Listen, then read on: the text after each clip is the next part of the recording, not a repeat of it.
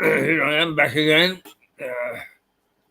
and we have not heard from Suzanne in New York, so we'll get on with one or two things more. One of the things that we're very fond of in Mirador, and particularly I'm fond of it, is a little tipple here and there. So we thought what we might do this morning is just give you a little program we made called I think we call it just the one. The Gardeners. And the Gardeners it was. The origins of this pub go back to when it was an ordinary house owned by a gardener. Often, after work, he would invite other gardeners into his front room for a drink. Eventually, it made sense to formalize the ritual, so it turned into a pub. The Gardeners is a true pub. Unusual now, it only serves pork pies and sausage rolls. Yet each year it's in the top tier of finalists for Pub of the Year. Stood proudly on the riverbanks.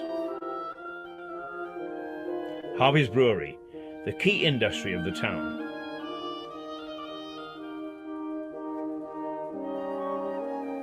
The bloody high street of a tiny town.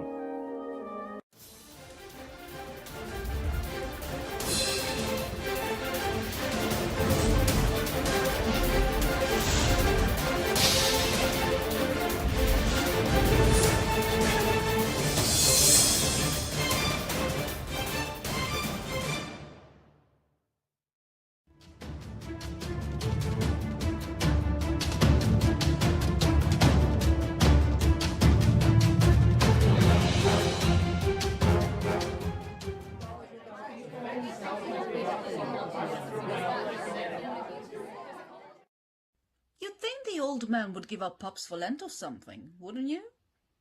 Well, think on. He even gets absorbed in how the pubs were in January's time. Luddite.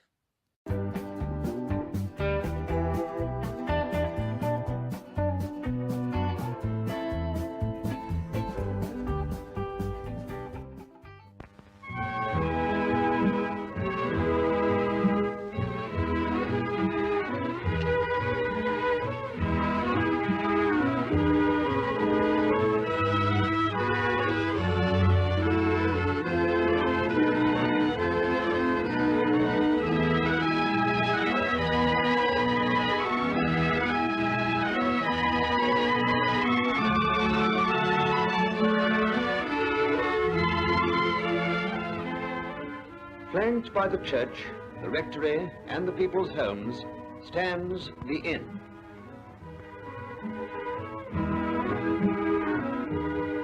In its shade and beneath its roof, men of all degrees and of all opinions meet in comradeship and comfort.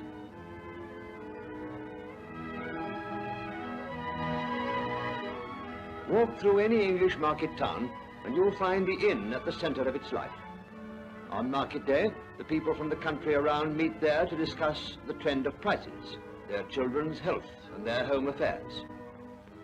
It's the same in the villages. When the sun warms the earth, they sit outside and watch the world go by. At the English inn today, there is a hospitality that to the host is just as much a sacred charge as it was to the monks and barons in the Middle Ages, who first gave bread and ale to travellers. Often the only sanctuary in out-of-the-way parts, the monasteries had a lodge open to pilgrims and other wayfarers.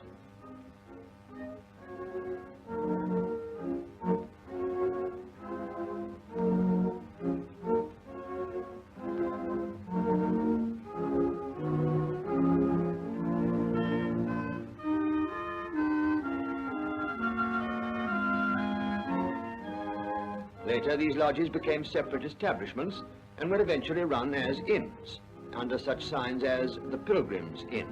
One example of monastic origin is the Bull, which gets its name from the papal bull, or bill, not the animal. These inns of England have seen history happen in their yards. Pilgrims and warriors have trodden their stairways. Here, medieval knights refreshed themselves on their journeys to the Crusades, to fight under the banner of St. George. The inns have preserved much of England's architecture. The early inn has preserved some of the finest carvings and treasures.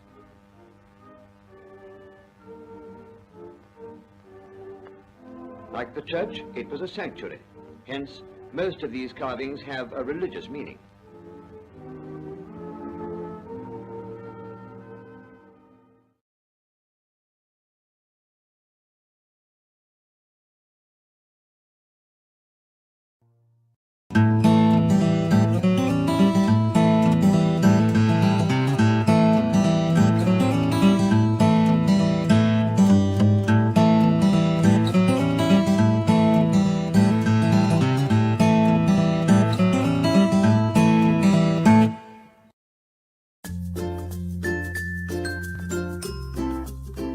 English sparkling wines are beginning to win an enviable reputation across the globe, and that reputation is turning into sales.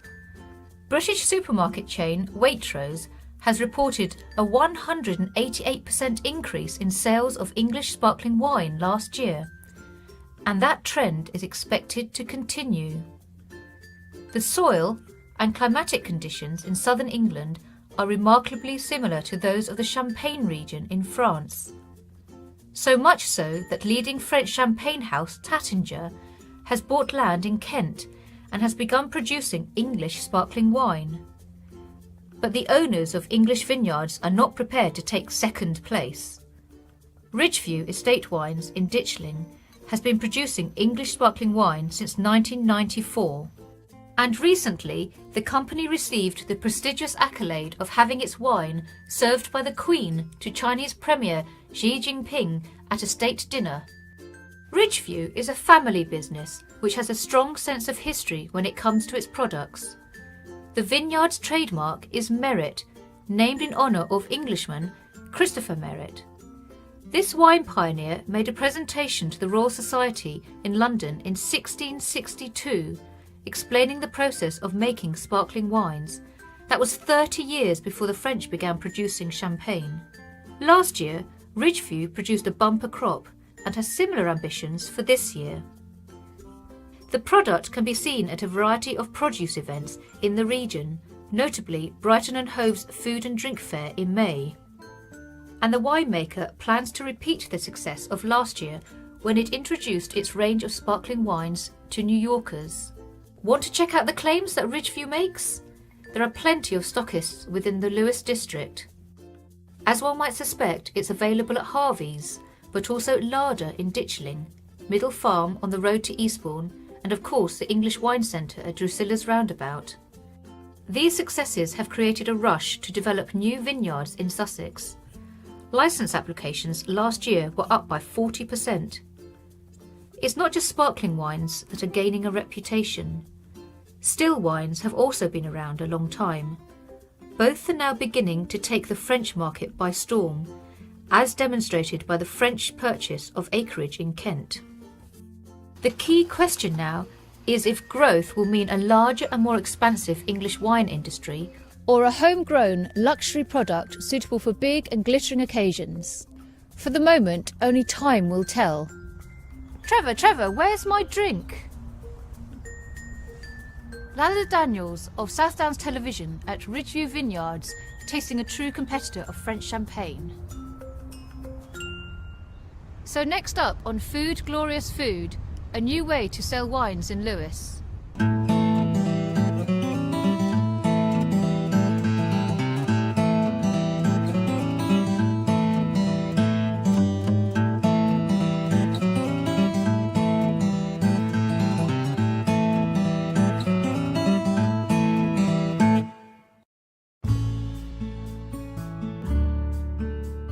Symposium has a friendly, laid-back atmosphere with staff who clearly have a passion for wine. Symposium has a limited range of Sussex wines, but what they have is top draw, and its range of quality grape types is within most budgets. Whether it's the cheese and meat platter, a single malt scotch, crunchy local bread or a glass or two of decent claret, this wine bar has found a unique way to sell its wines. And in today's world of big is better, the Symposium has found its niche.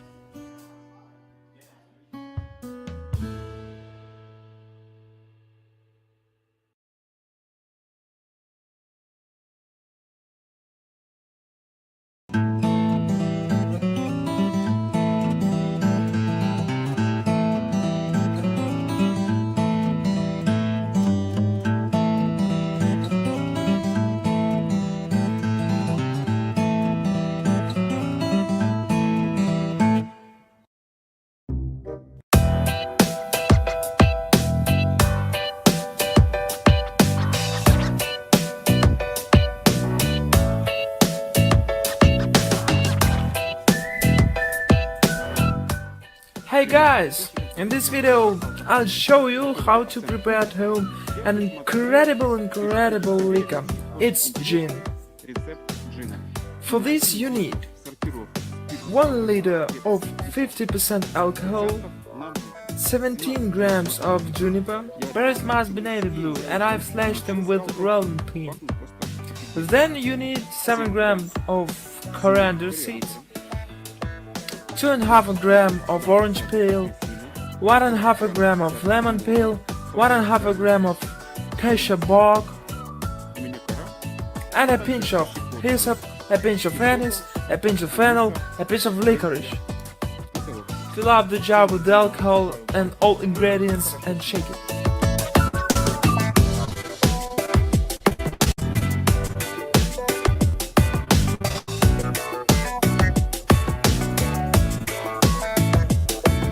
I let it infuse for about 6 days in the dark place, shaking it every day.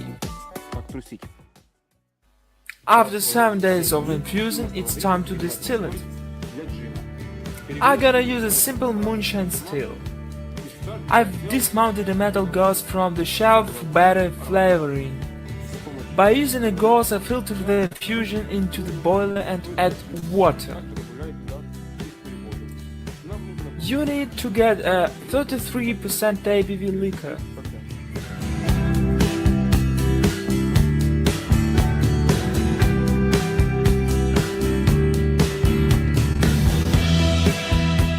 The smell is incredible. Let's start distilling. I've set up a simple moonshine still, so only the cool box is working. Temperature's rising and I see first drops. I separate about 20 milliliters of 4 shots just for safe. I've set out the range at 1000 watts and start separating of gin.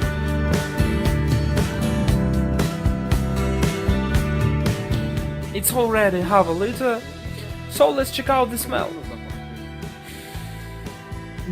It's very fresh, it's like a smell of fur. I've got about 600 milliliters and an alcoholometer reads 42% ABV. Let's stop separating, cause we have tails. ABV of gin is equal to 67%. I stretch it till 45%, leave for 1 week and test it. Let's start testing our homemade gin. It's stretched till 45% and it was infusing for 12 days. First of all, I'll test it in pure form.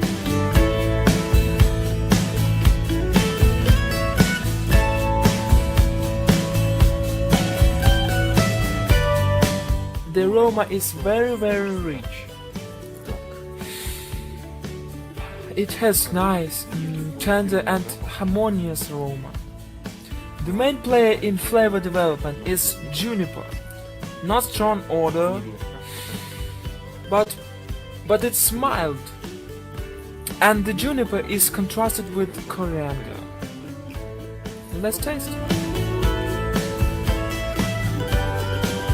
This also holds true for the taste. Taste is tender and mild.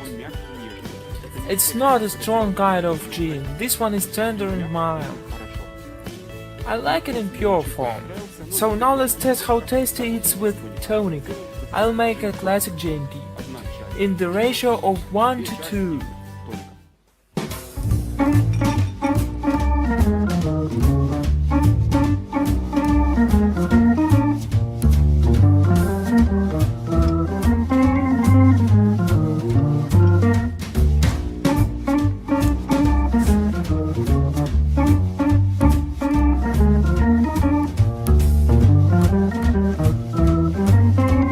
Well, let's taste!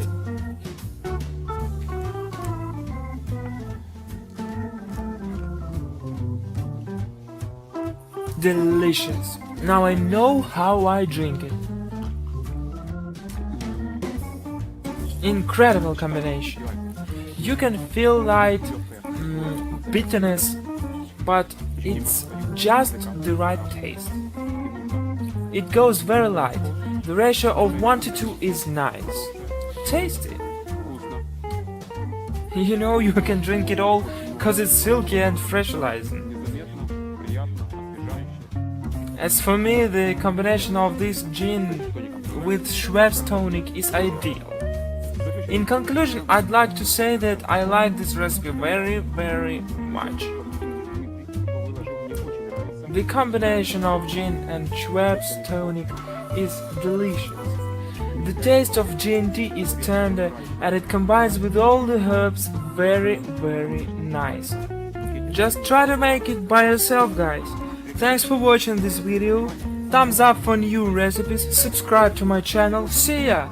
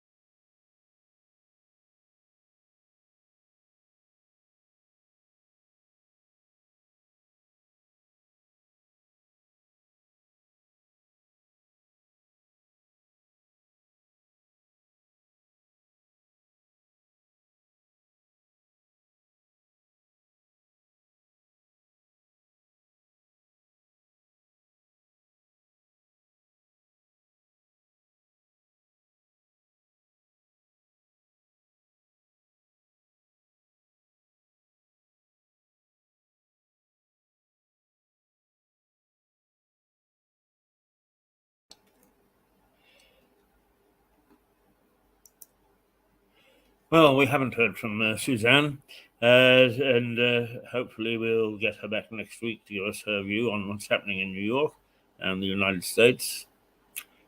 She's also looking up a special guest for us, a conductor who with a very distinguished record. And so that will be what we'll be playing. We will end today. We won't just go out without some sort of a little note, because there's just one little favourite that we have, and he walked past the window a moment ago. So let's just remember one of the hard-working guys of the high street, Andy.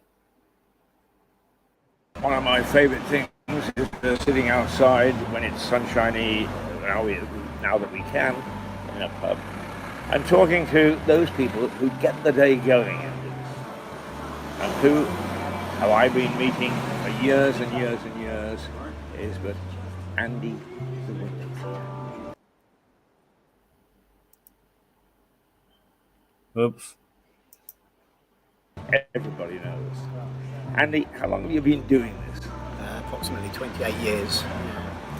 28 years? Yeah. So you've seen some changes here? Yeah, certainly, yes. What was it like 28 years ago? So I can't honestly remember, Keith. I'm at that age now where the memory's going. But it was, certainly different and certainly busier. Tell me, what's it like? Because you and I used to have a race to get the high street first. Oh yes, yeah. 6 o'clock in the morning. Yeah. We used to have a wager on it. But tell me, in those days it was empty, but times have changed. What is it like at 7 o'clock in the morning here in London? 7 o'clock now is more like it used to be at maybe 5:30, 6 o'clock. There's nobody about. I don't find anybody. Even up to 9 o'clock, the town's still quite quiet.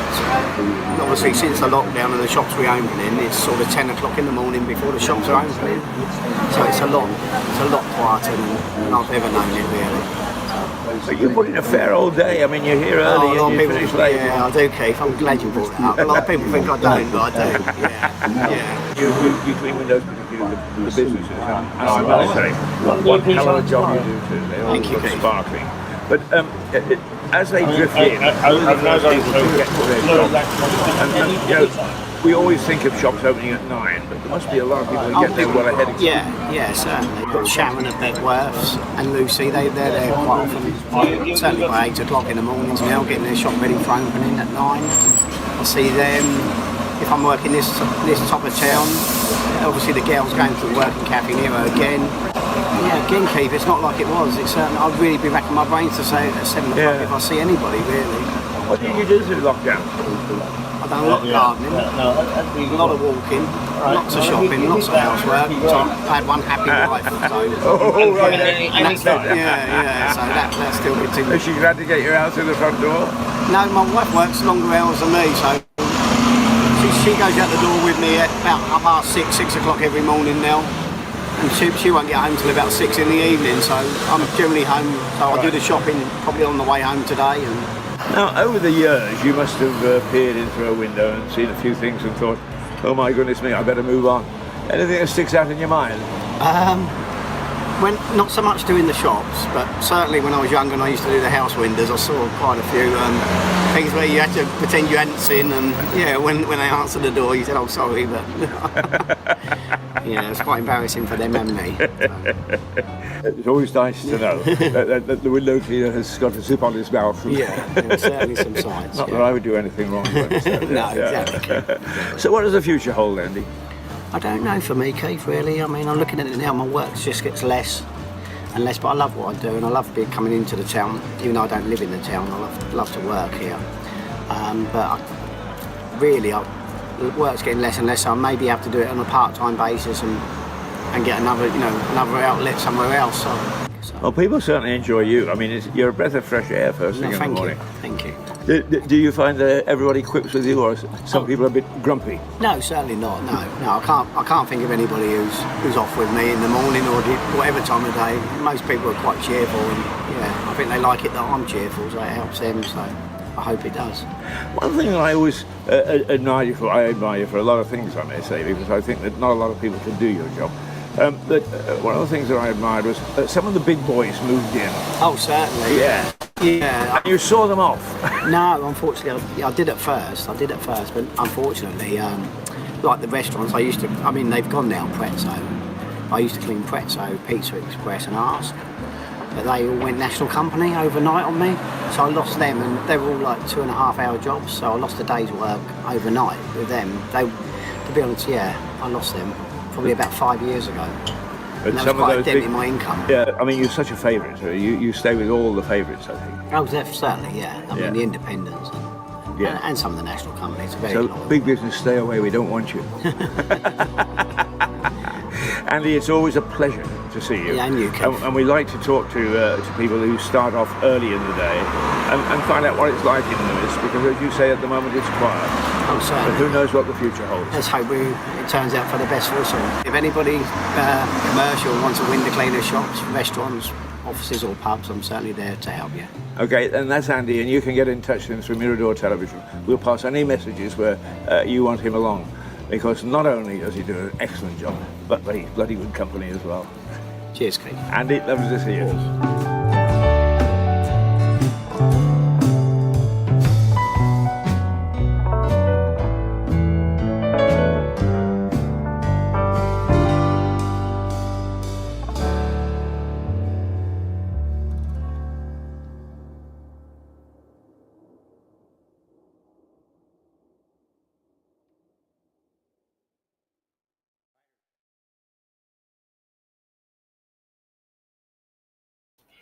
As Andy, who is still active on the high street. He still goes from customer to customer and does a very, very thorough job. You see, these are the dichotomies. You can have even the big boys will say, "Oh well, we've got to help save the high street and so on and so forth." Do they? Do they? Heck, they open up a chain here, and what do? Is they take some big operation from out of town and don't actually pay any attention to the fact we've got a good guy like Andy who's been here for years. No, they're not. They're undermining. And it's time that somebody told them so. I personally am so peed off with some of the big names. I'll tell you one thing: is I would blow up the Amex Stadium. I know the football people wouldn't like me, but it's not that I'm against football, not against the stadium anymore. But I am against American Express, who are the bullies of the financial services sector. Absolute bullies. And why? Because they're part of globalization. They are run from the United States. Does anybody say boo to them? No. Or they give jobs and so on. Well, there's rather more to it than what they actually bring in that sense. Is what do they morally do? They destroy us morally. That's what they do. And it's not good enough. It's not good enough. If we don't start to wake up and have a conscience, we don't start to wake up and start to regenerate our community, we don't wake up and start to become decent people again, looking out for the little guy, we are going to be in dreadful, dreadful trouble, and not least of which is the use of computers. Boy, our computers absolutely destroying our way of life. Because the computer has no conscience. The computer doesn't think. It just does what it's told. And nobody bothers to tell it anything different from the time that they actually program it or plan it. Already there are the signs that we are beginning to worry about the use of computers. Of course you've got to use computers. I'm broadcasting to you because of a computer and through a computer. That's not what I'm talking about. What I'm talking about is the abuse that particularly big boys, and the government is by far the worst, employs when they get computers. I mean, actually, I don't know why we have a Rishi Sunak. He might as well quit, because it's computers in Whitehall that run the country. He has very little to do with it. It's a waste of bloody space, waste of time and effort, waste of money. And that goes to the rest of the acolytes, people that sit in our House of Commons, which was once an honourable institution, and it's no longer. And largely because of the computer. Of course we don't do away with the computer. What we've got to do is to start to take it seriously. The computer cannot run man. Man has got to utilize the computer to help him put in a very civilized... I mean, really, when you think about it, just how stupid has our House of Commons become. Just how stupid. It's not even a decent talking shop anymore. It's got a bunch of second-raters there. And why? Because they've got ratios. So many of this, so many of that, so many of the other. Has anybody stopped to think? Has anybody stopped to think?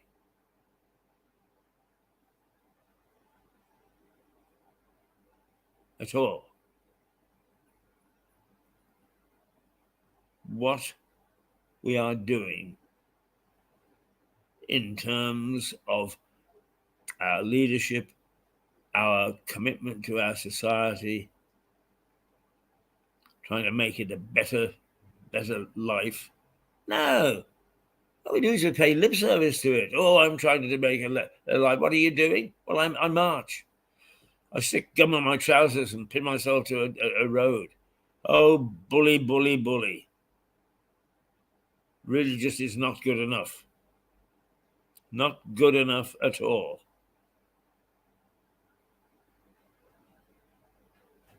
Anyway, just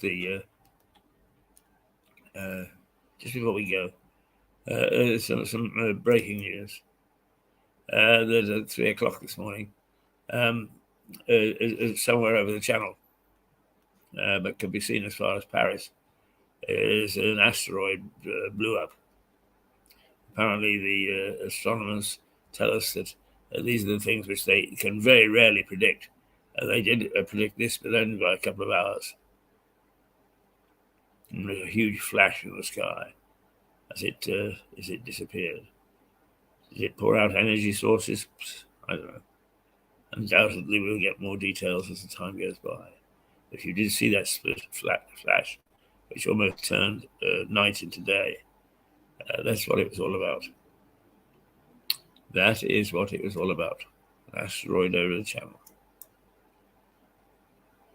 So we will end today at 10:53. I had my little rants, a couple of them. I shall continue to do so. I'm a voice in the wilderness. Actually, it did occur to me, one of the things that there is a saying called Fabian tactics.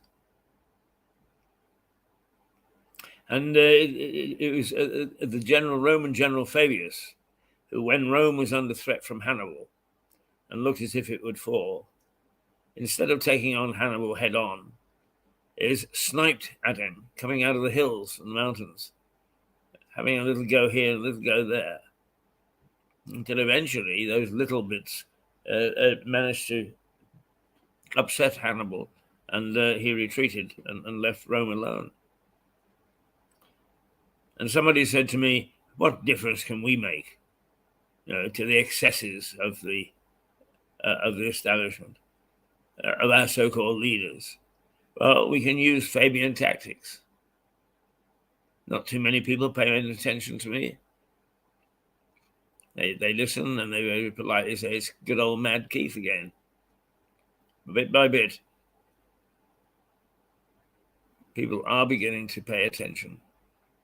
They are beginning to take notice. They are beginning to realize that all is not well,